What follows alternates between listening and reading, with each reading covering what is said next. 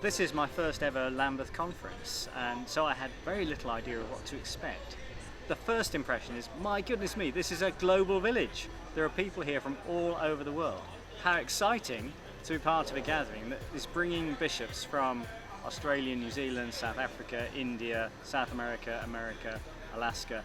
So an amazing sense of occasion. That's the dominant impression. And then the second impression is, my goodness, it's such a full program. I mean, they keep us busy from morning prayer at 6:30 in the morning until the last seminar finishes at night. So a really packed program. This is actually my third Lambeth Conference, second as a bishop. 1998 I was on the staff of the Anglican Communion and here staffing one of the sections, and then 2008 here as a bishop, and then again 14 years later here once again. Now it's I think that the community sense among the bishops feels a little better now than it did in 2008, even though 2008 was going to be potentially a contentious gathering. But I get a sense that the kind of fellowship among the bishops and the community sense feels a little stronger and more warm. I think feels a little bit more trust, perhaps. There are frustrations. I think in some ways, I think there are more frustrations about the process of this one compared to in 2008. But generally, I think the mood feels so far still fairly warm and trusting. I was privileged to go on a pilgrimage with bishops from different parts of the Anglican Communion. Helen and I enjoyed meeting a couple from Kenya, Bishop Joseph Wandera and his wife Brenda, and it was such a delight to see them again. And we as a diocese had sponsored a project to build a new classroom at a school that Bishop Joseph is responsible for. And he was able to show me on his phone a picture not just of the classroom having been completed, but of practically half a school being completed. So he said, yours was the sort of foundation stone, really, of this much bigger project. So a real delight to connect again with a friend.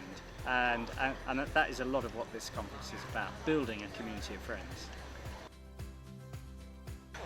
Well, the standout moments are meeting people that you've been out of touch with for a long time. So the Burmese bishops, which was great. Unfortunately, the Archbishop of Rangoon didn't come, who is a good friend, and catching up with a number of the Latin American episcopate is very, very young, and I knew most of them since they were in seminary. So it's really fun to see them again. But and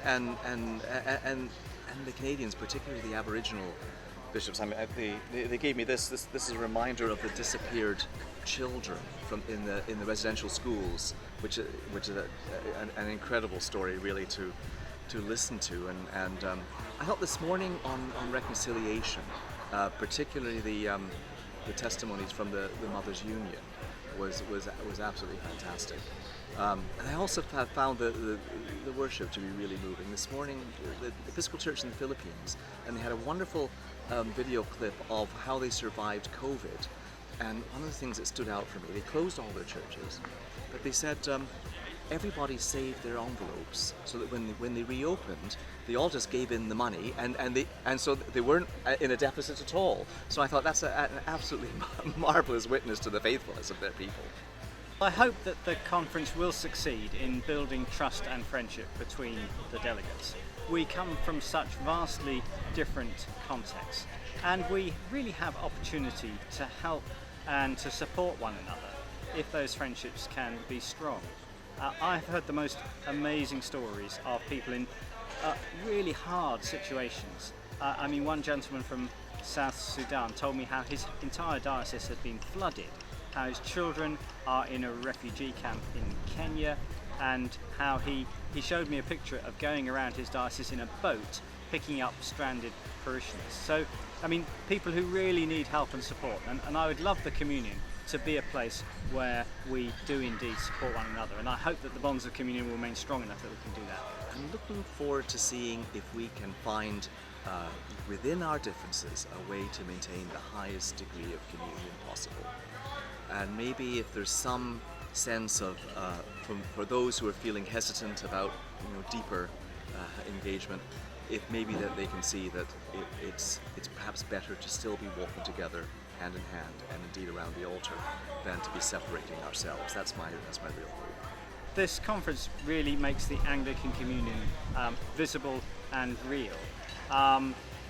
It is fragile. There are some deep disagreements over various issues, and I hope that the bonds of friendship, the sense of being together as the body of Christ, will be strong enough to overcome those. Because I think in a world where we face so many problems of a global nature, this community, longer term, has the possibility to be relevant and to engage with the issues that we all face. I think that it has the potential of being a strengthening moment for bishops who feel particular isolation and who are alone. It's a lonely ministry anyway. But I think that if over the next 10 years you can sort of feel supported by colleagues that you've met from around the world that know you and can pray for you, and when you're praying the Anglican cycle of prayer, to sort of be able to visualize something of them in their church, that's a real bonus. I've been immensely grateful for the prayers of many people throughout this conference, and I know that has made a difference.